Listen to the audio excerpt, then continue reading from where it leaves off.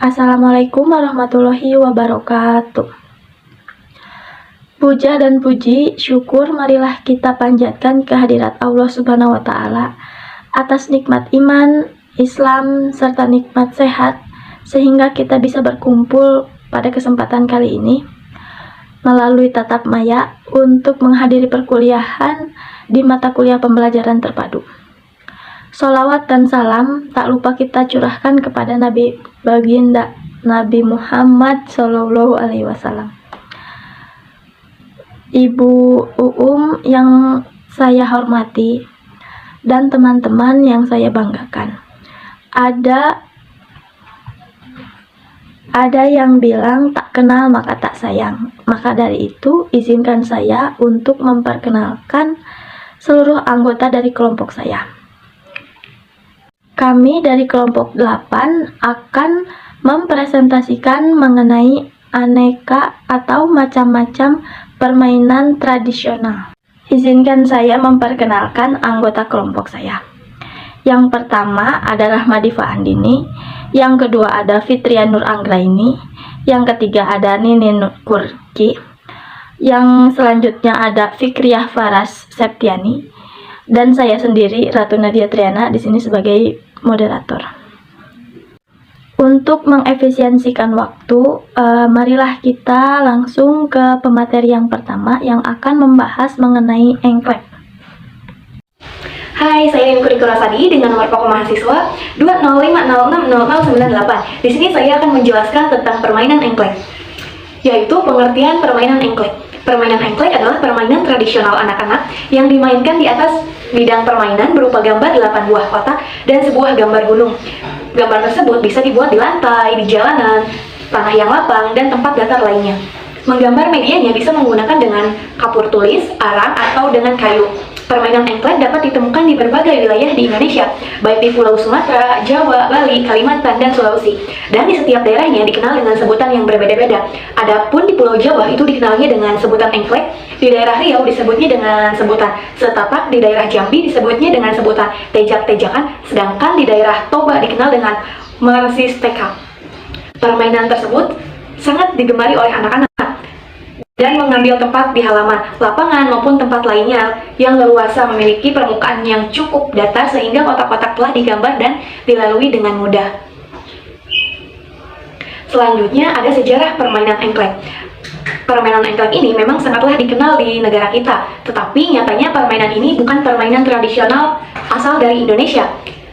Diduga bahwa nama permainan ini berasal dari Jodang Mandang, berasal dari Belanda yang menyebar ke Nusantara pada zaman kolonial. Namun ada yang menyatakan bahwa permainan ini disebut juga dengan permainan anak-anak Romawi, yaitu pada 27 sebelum Masehi dan abad ke-15, tetapi tidak ada bukti nyatanya. Ada pula catatan yang menyatakan bahwa sejarah permainan ini sudah ada sejak beberapa abad yang lalu. Terdapat dari sebuah buku yang berjudul Permainan yang disusun oleh Francis William Bird pada tahun 1635. Dalam buku itu dicatatkan bahwa permainan stop hop adalah permainan engklek dalam bahasa Inggris. Stop hop berasal dari bahasa stop yang artinya menggores, hop artinya melompat. Dalam bahasa Inggris, permainan ini dikenal dengan sebuah hops hop, bukan short hop. Nah, selanjutnya bagaimana sih cara bermain engklek? Engklek itu dimainkan dengan cara melompat dengan satu kaki pada kotak-kotak yang dibuat. Untuk kotak yang letaknya bersebelahan seperti sayap, pemain diperbolehkan meletakkan kakinya pada kedua kotak secara bersamaan. Masing-masing pemain memiliki gaco, yaitu batu atau pecahan genting yang digunakan sebagai alat lempar. Adapun penjelasan lengkapnya mari kita jelaskan. Yang pertama yaitu semua pemain melakukan hang pimpah yang memang mendapatkan giliran pertama. Pemain pertama melemparkan gaco dan tidak boleh melebihi kotak yang telah disediakan. Jika gaco melebihi kotak, maka dinyatakan gugur. Yang kedua adalah pemain pertama melompat dengan satu kaki, kemudian kembali lagi dengan ngambil gaco yang ada di kotak satu dengan posisi kaki satu diangkat. Yang ketiga, setelah pemain melemparkan gaco tersebut ke kotak 2, jika keluar dari kotak 2, maka pemain dinyatakan gugur dan diganti oleh pemain berikutnya. Namun jika berhasil, pemain bisa melanjutkan permainannya. Lalu yang keempat, begitu seterusnya sampai semua kotak sudah dilempar dengan gaco. Bergiliran dilakukan jika pemain melempar gaco melewati sasaran atau nampak kedua kaki di satu kotak. Yang kelima yaitu kemudian jika kotak sudah terlewati oleh pemain, maka pemain tersebut bisa melemparkan gaco dengan membelakanginya. Jika gaco jatuh pada kotak yang dikehendaki, maka kotak tersebut menjadi rumahnya, yaitu bisa ditandai dengan bintang, dengan bulan, dengan apapun yang telah disepakati oleh para pemain. Lalu yang keenam, pemain yang mendapatkan kotak boleh berhenti di kotak tersebut dengan kedua kaki. Begitu seterusnya sampai kotak menjadi milik para pemain. Jika semua telah dimiliki oleh para pemain, maka pemain dinyatakan telah selesai. Lalu yang ketujuh, pemenang adalah pemain yang paling banyak memiliki rumah atau kotak-kotak yang pada engklek digambar. Pemateri selanjutnya akan dijelaskan oleh pemateri kedua. Assalamualaikum warahmatullahi wabarakatuh. Perkenalkan, nama saya Fitria Nur Anggraini dengan NPM 205060103. Di sini saya sebagai pemateri kedua akan menjelaskan tentang gala asin. Gala asin, gala santang atau bisa disebut juga dengan gala asin adalah permainan tradisional asli Indonesia. Permainan ini sudah berkembang di Indonesia sejak lama. Permainan yang juga akrab dikenal dengan sebutan gobak sodor ini dimainkan menggunakan lapangan berbentuk segi empat berpetak-petak. Permainan ini digemari oleh anak-anak yang saling menjaga dan meloloskan diri dalam garis berlari ke sana kemari. Yang menjaga berusaha untuk memegang, menyentuh, atau memeluk lawannya, sedangkan yang masuk ke lapangan berusaha untuk dapat lolos dari hadangan dan kejaran lawannya yang sedang menjaga. Permainan ini sudah begitu memasyarakat di kalangan anak-anak pada zaman dahulu, sehingga hampir pada setiap daerah mengenalnya dan dapat memainkannya. Peserta permainan ini berjumlah minimal 6 orang atau lebih yang berjumlah genap dan dibagi menjadi 2 tim, yaitu tim penyerang dan tim penjaga. Para pemain bisa anak-anak atau remaja ataupun campuran. Permainan ini dimainkan oleh anak laki-laki atau anak perempuan saja atau campuran. Peralatan atau perlengkapan dalam permainan ini tidak memerlukan perlengkapan khusus. Yang diperlukan adalah lapangan yang sangat luas seperti lapangan bulu tangkis ataupun lapangan bola. Cara bermain gala asin. Gala asin atau gobak sodor sejenis permainan dari daerah Indonesia. Permainan ini adalah sebuah permainan grup yang terdiri dari 2 grup yang dimana masing-masing tim terdiri dari 3 sampai 5 orang atau dapat disesuaikan dengan jumlah peserta. Satu tim akan menjadi tim jaga dan tim lainnya akan menjadi tim lawan.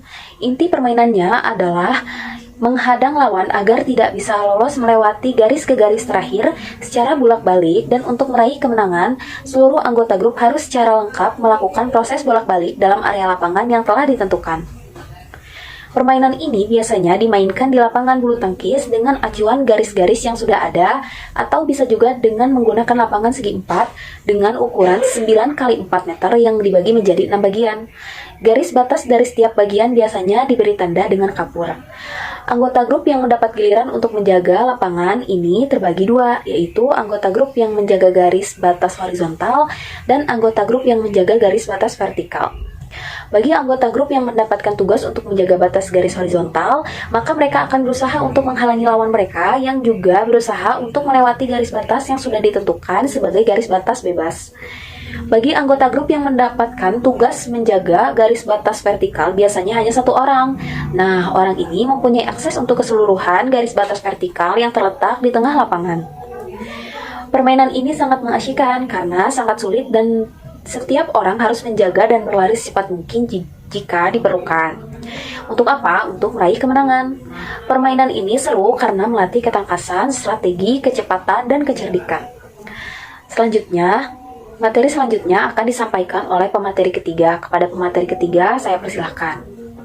Assalamualaikum warahmatullahi wabarakatuh. Perkenalkan, nama saya Fitria Septiani dengan NPM 205060105. Sini saya akan menjelaskan permainan bakyak batok. Bakyak batok merupakan permainan tradisional yang berasal dari Jawa Barat atau Bogor. Dalam Kamus Bahasa Indonesia, bakyak berarti terompah yang terbuat dari kayu, dan batok yang berarti tempurung dari kelapa. Kemudian pada awal mulanya di Jepang, bakyak adalah sendal yang unik yang terbuat dari kayu, dan jika dipakai melangkah terdengar bunyi. Nah, di Indonesia juga, tepatnya di Bogor, suku Sunda juga punya bakyak yang khas. Bakyak batok lahir dari budaya masyarakat Sunda Bogor yang agraris. Maka bakyak artinya permainan yang memakai bahan dasar batok kelapa kering yang dibelah dua. Pembuatan alat peraga bakyak batok tidak sulit. Mulanya, batok kelapa yang sudah tua dibelah menjadi dua bagian. Di setiap bagian itu diberi lubang tepat di tengahnya untuk dikaitkan dengan seutas tali dan dihubungkan pada batok yang lain. Tali yang digunakan adalah tali yang bersifat lentur sehingga memudahkan saat digunakan. Cara memainkan bakyak batok pun sangat sederhana. Alat peraga yang dikaitkan pada jempol kaki layaknya seperti menggunakan sandal jepit. Kemudian kedua tangan memegang tali seirama menariknya ketika kaki melangkah. Meski sederhana, dalam memainkan bakyak batok diperlukan keseimbangan tubuh. Selain itu, dibutuhkan kekompakan gerak tangan dan kaki untuk bisa berjalan menggunakan bakyak batok dengan sempurna. Permainan tradisional bakyak batok ini biasanya dimainkan dengan menggunakan rintangan. Setiap peserta diadu laju dengan menggunakan jalan yang diberi rintangan, yaitu tali yang melintang peserta yang menyentuh tali rintangan saat berjalan akan dianggap gagal. Nah, peserta yang paling cepat sampai di garis finish dinyatakan sebagai pemenangnya. Sekian yang dapat saya sampaikan, kurang lebihnya mohon maaf. Selanjutnya akan dilanjutkan oleh pemateri berikutnya. Terima kasih. Assalamualaikum, perkenalkan nama saya Rahma Diva Andini, NPM 1850606140. Di sini saya sebagai pemateri terakhir, yaitu pemateri keempat yang akan memaparkan materi tentang permainan tradisional Rangku Alu atau bisa juga disebut dengan seni tongkat. Rangku Alu merupakan permainan tradisional yang berasal dari wilayah Manggarai, Nusa Tenggara Timur, tepatnya pada Pulau Flores. Di samping menjadi permainan tradisional, Rangku Alu juga diadaptasi menjadi tarian tradisional. Ciri khas dari permainan Rangku Alu ini ialah menggunakan beberapa batang bambu.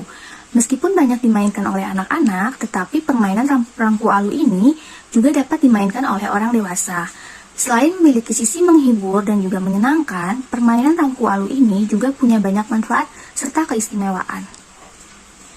Permainan Rangku Alu ini sudah ada dan turun-temurun di NTT.